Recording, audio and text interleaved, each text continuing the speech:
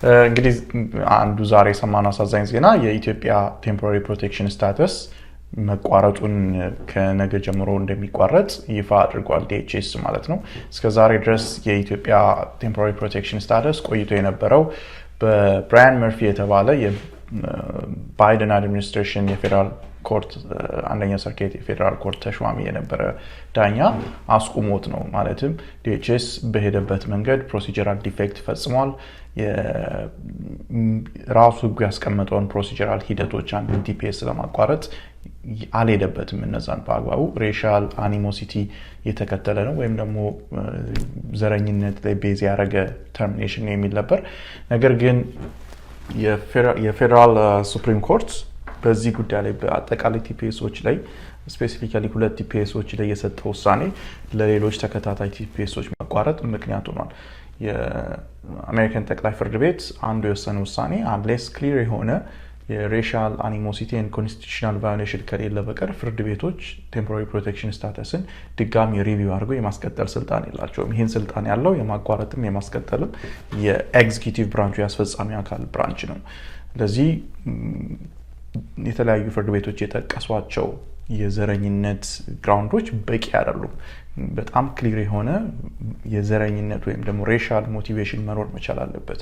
አሁን ግን የተቋረጡት TPSዎች የተለያየ ሀገር TPSዎች ስለሆኑ ስፔሲፊክ ዘርን ወይም ስፔሲፊክ ሀገርን ኮንሰንትሬት ያደረገ አይደለም ወይም ደግሞ ያጠቃ አይደለም እና ይሄ አናሊሲስ በቂ አይደለም። ኢቭን ኢፍ ንግግሮች በሄሪያን ሰዎች ላይ እንደገና በሶማሌዎች ላይ የተነገረው ነገር አጸያፊ ቢሆንም ያ ግን ሬሻል ሞቲቬሽን እንዳለው ቴምፖራሪ ፕሮቴክሽን ተርሚኔሽኑ አያሳይም የሚል ውሳኔ ነው። ያን ተከትሎ ነው እንግዲህ የአንደኛው ሰርኪት ፍርድ ቤት ብራያን መርፊ የተቀመጠበት አሁን ዛሬ የኢትዮጵያን TPS ተርሚኔት አድርጎታል ማለት ነው። ስለዚህ ወደ 5000 አካባቢ ወይም ከዛ በላይ እስከ 6000 የሚደርሱ ኢትዮጵያውያን በቴምፖራሪ ፕሮቴክሽን ስታተስ ላይ ያሉት ከነገ ጀምሮ የስታተስ ወይም በዚህ ስታተስ መስራት አይችሉም ማለት ነው።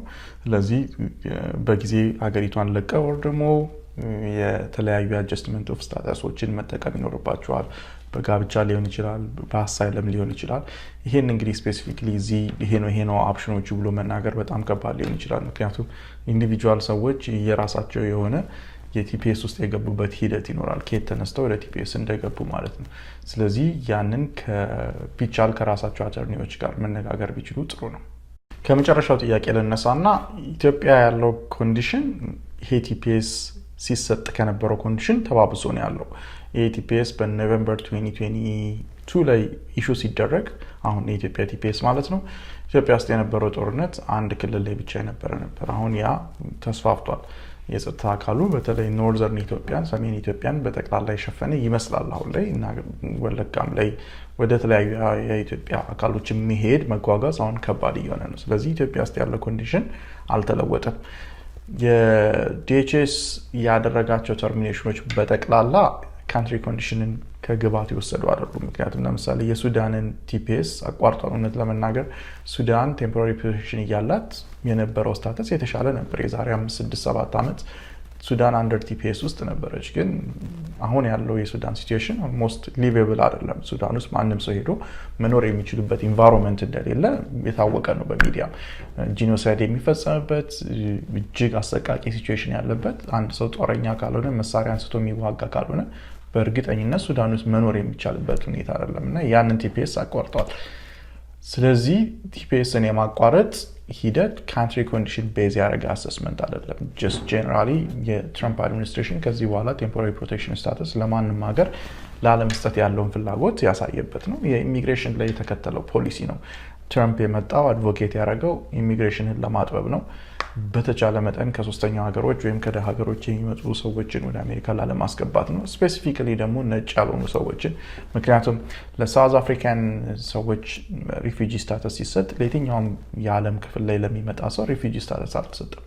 እውነት ለመናገር የሳውዝ አፍሪካንስ የሚባሉት የነጭ ሰዎች እዛ ተሰደው ከዚህ በፊት የሄዱት ያሉበት ሲቹዌሽን ከየትኛውም አሁን TPS ውስጥ ካሉ ሀገሮች የተሻለ ሲቹዌሽን ነው። አትሊስት የተሻለ ፕሮቴክሽን አላቸው። ሀገሩ ሳውዝ አፍሪካ ነው፣ ህግ ይከበርበታል። የሚደርስባቸው ጫናም ይሄን አይል አይደለም። ኢኮኖሚካሊም የተሻለ ግራውንድ ላይ ያሉ ናቸው። ለምሳሌ ሳውት አፍሪካ ውስጥ ካለው ቁጥራቸው አንጻር በአብዛኛው መሬት የተያዘው በነጮች ነው። ይሄ ሁሉ የኢኮኖሚካል ቤኔፊትስ ኤንድ ሊጋል ፕሮቴክሽን እያላቸው ነው ሪፊጂ ስታተስ የተሰጠው። ስለዚህ ኦንሊ ኤክስፕላኔሽን ለዚህ የሚሆነው ማንነት ነው። ማንነት ላይ ቤዝድ ያደረገ የኢሚግሬሽን ፖሊሲ ነው የትራምፕ አድሚኒስትሬሽን እየተከተለ ያለው። እንግዲህ ይሄ ደግሞ ቤዙን ከማስተሰት አንጻር ነው። ሪፕሌስመንት ቲዮሪ የሚባል ይከተላል። ዘ ግሬት ሪፕሌስመንት ቲዮሪ ማለትም ከሌላው ሀገር የሚመጣው ማህበረሰብ ነጭ አሜሪካንን እየተካ ነው የሚል ፍርሃት ነጩ ማህበረሰብ ውስጥ በማሳደር ከዚህ አንጻር የሚተገብሩት የፖሊሲ ሂደት ነው። ምንድነው መፍትሄው? ቅድም እንዳልኩት በመጀመሪያው ከሎየሮች ጋር መነጋገር ከራሳችሁ ሎየር ጋር በጣም ጥሩ ነው። ኮንዲሽናችሁን አላውቅም፣ ግን አትሊስት በግዘፍ ደረጃ ያለው የአሳይለም ሂደት ነው። ሰዎች አሳይለም ውስጥ ስቲል መግባት ይችላሉ። ወደ ፍርድ ቤት ሊላክ ይችላል። ኬዛቸው ከ1 ዓመት በላይ አፕላይ እያደረጉ ስለሆነ ግን ስቲል ፍርድ ቤት ላይ የሚሄደው መከራከር ይችላሉ። ሌላው በሜሬጅ አጀስትመንት ኦፍ ስታተስ መጠየቅ ይችላሉ። ሪኢንስቴትመንት ኦፍ F1 ስታተስ ወር ነን ኢሚግራንት ቪዛዎችን ከእንደገና ሪኢንስቴት ለማድረግ መጠየቅ ይችላሉ። ፔንዲንግ ስታተሶቻቸውን እስከሚያገኙ ድረስ የመከልከል ቻንስ ቢኖራቸውም እነዚህ አትሊስት ፊት ለፊት ላይ ያሉ 3 ትልልቅ ኦፕሽኖች ናቸው። እንግዲህ አሳይለም የኮንግረስ ያወጣው ህግ ነው። ስለዚህ የትራምፕ አድሚኒስትሬሽን እንደ ቲፒኤስ እርምጃ መውሰድ አይችልም። አሳይለም ግን የአሳይለም ላንድስኬፖችን አጥበዋል። የተለያዩ ጋፖች ሉፖሎች አሉ አሳይለምን ማጥበብ የሚችሉበት ማለት ነው። የተለያዩ መንገዶችን እየተጠቀሙ ለምሳሌ ከ1 ዓመት በላይ የቆየን ሰው ዳይሬክትሊ ወደ ፍርድ ቤት እንልካለን፣ እነዚህ ሪኳየርመንቶች የሌሉበትን እያሉ የተለያዩ ማጥበቢያ መንገዶችን ስለወሰዱ ያ ይመስለኛል አሳይለም ተከልክሏል የሚለው። ሁለተኛ ከውጭ ወደ ሀገር ውስጥ የሚገባ ሪፊጂ የለም ወይም በሪፊጂ ስታተስ የሚገባ የለም ኤክሰፕት ከሳውት አፍሪካ የሚመጡ ነጭ ሰዎች ካልሆኑ በቀር ማለት ነው። ስለዚህ ይሄ ይመስለኛል ይህን ወሬ በስፋት እንዲዛባ ያደረገው። ሌላ እንግዲህ የዲናያል ራይት ነው። ፍርድ ቤት ላይ ያለው ዲና የሚደረጉበት መጠን በጣም ከፍተኛ መሆኑ የአሳይለም ላንድስኬፑ ከባድ እንደሆነ የሚያሳይ ነው። ግን አሳይለም አልተከለከለም። ሰዎች አሳይለም ፋይል ማድረግ ይችላሉ። ዲፌንድ ማድረግ ከዚህ ቀደም ካለው ሁኔታ አንጻር በጣም ከባድ ነው። እንግዲህ አሁን ቲፒኤሶችን የተለያዩ መንገዶችን ሲያጠቡ ሞር አግሬሲቭሊ አሳይለም ላይ እንደገና የሚሄድ እድላቸው ይሰፋል የሚል እምነት አለኝ። አሳይለም ላይ የበለጠ ስትሪክት የመሆን ማለት ነው። ፕሪዲክት ማድረግ በጣም ከባድ ነው። ግን ትሬንዶቹን ስትመለከት ሞር ኦር ሌስ የአሜሪካን የኢሚግሬሽን ኢንቫይሮንመንት ላንድስኬፕ እንደ ከዚህ ቀደሙ እንደማይሆን ግን በቂ ማስረጃዎች አሉ። ለዚህኛው አንዱ እንግዲህ ሁል ጊዜ ኢኮኖሚውን ማየት ወሳኝ ነው። ምንድነው ኢኮኖሚው እየነገረን ያለው ነው? አንደኛ ኢኮኖሚው እየነገረን ያለው የአሜሪካን የኤክስፓንሽን ሂደት እየጠበበ መሆኑን ትመለከታል። በተለይ ሌሎች ሀገሮች አሁን አሜሪካንን ጉልበትና ኢኮኖሚካል አቅም በተገዳደሩ ቁጥር የአሜሪካ ግሎባል ማርኬት ሼር ሽሪንክ እያደረገ ነው የሚመጣው። ይሄ ማለት ካምፓኒዎች እንደ ከዚህ ቀደሙ በጣም ፓወርፉል አይሆኑም ማለት ነው። ካምፓኒዎች ያን ያህል ፓወርፉል ካልሆኑ ፕሮፊት ጌን የሚያደርጉበት መጠን ይቀንሳል። ያ ኢሚግራንቶች ላሉት ጠባብ የስራ እድሎች ነው የሚታገሉት።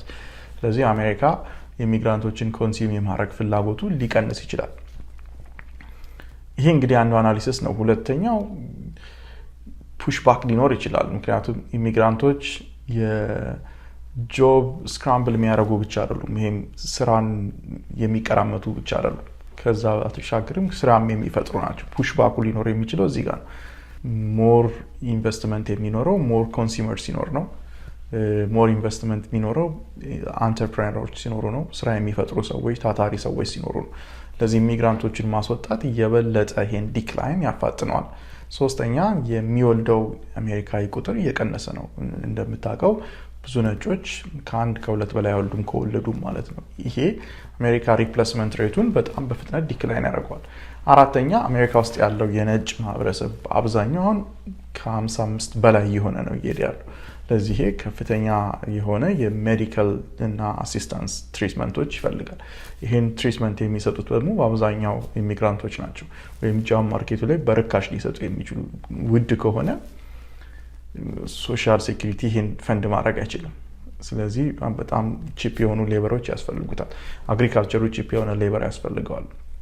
ከዛ በተረፈ ትልቁ ኢሹ የዴት ኢሹ ነው። የአሜሪካ ብድር ለመጀመሪያ ጊዜ ወደ $41 ትሪሊዮን እየደረሰ ነው። አሜሪካ በአመት የምታስገባው ገቢና በአመት የምትከፍለው የብድር የብዳ መጠን ተመጣጣኝ አልሆነም። ማለትም አሜሪካ ይሄን $41 ትሪሊዮን ፈንድ ለማድረግ በአመት የምታወጣው ገንዘብ ከምታስገባው በልጧል።